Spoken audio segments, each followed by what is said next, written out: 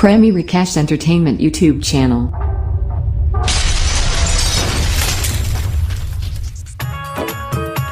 चलाई राजा जी, चलाई राजा जी। आप सुन रहे हैं प्रेमी राकेश अकेला को। जाके ले आई एगो लोने पर टेम्पो, पटना से गया चलाई राजा जी। सुनी छोड़ के अकेले बाहर जाई ना पिया, मानी धनिया के बात रह जाई पिया। ए जी सुनी ना, सुनी छोड़ के अकेले बाहर जाई ना पिया, मानी धनिया के बात रह जाई पिया। गवही में रह के कमाई राजा जी, घर ही में रह के कमाई राजा जी।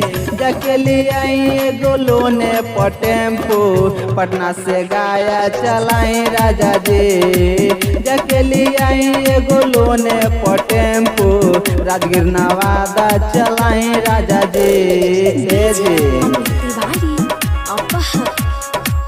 जाके ले आई एगो लोने पर टेम्पो, पटना से गया चलाई राजा जी।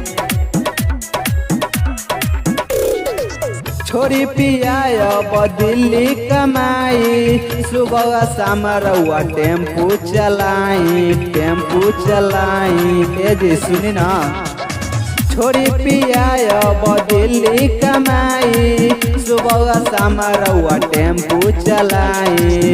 अपने ही हाथ खियाब राजा जी, अपने ही हाथ खियाब राजा जी। जाके ले आई एगो लोने पर टेम्पू, कोठी से पटना चलाई राजा जी। जाके ले आई एगो लोने पर टेम्पू, बक्सर से बलिया चलाई राजा जी। सुनी ना,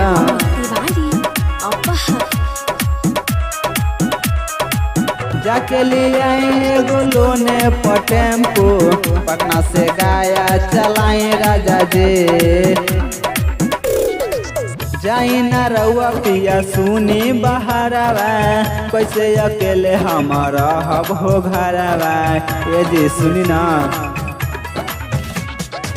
जाई ना रउआ पिया सुनी बहरावा, कैसे अकेले हमारा हब हो घरवा।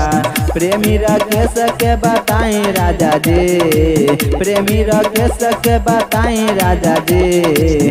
जाके ले आई एगो लोने पर टेम्पू, आरा से छपरा चलाई राजा जी। जाके ले आई एगो लोने पर टेम्पू, कोठी से पुन पुन चलाई राजा जी। ए जी मत जाई ना।